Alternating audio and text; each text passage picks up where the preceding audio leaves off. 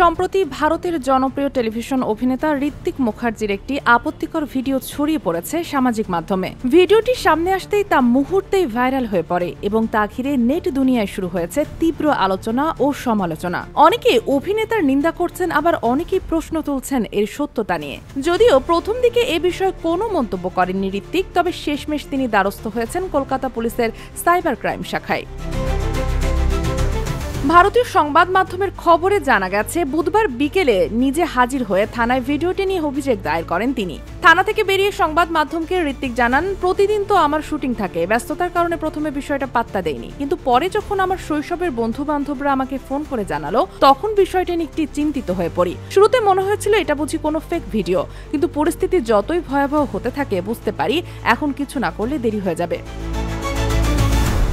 ঋত্বিক আরো বলেন, আমি নিজে ভিডিওটা দেখে থমকে গিয়েছিলাম, কারণ ওই মানুষটি আমি নই, কোনোদিন এমন ছিলাম না। পরে সাইবার সেল আমাকে জানায় ইচ্ছাকৃতভাবে আমাকে ফাঁসানোর চেষ্টা করা হচ্ছে। এটা খুবই নিচু মানসিকতার কাজ। কে বা কারা এর পেছনে আছে তা এখনো জানা না গেলেও আমি আশাবাদী খুব শিগগিরই আসল অপরাধীরা ধরা পড়বে।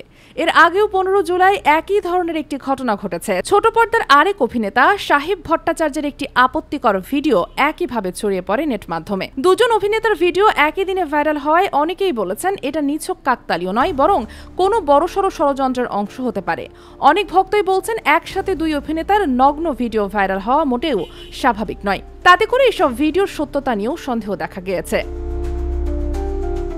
Sheikh Masuma, daily hour, Bangladesh.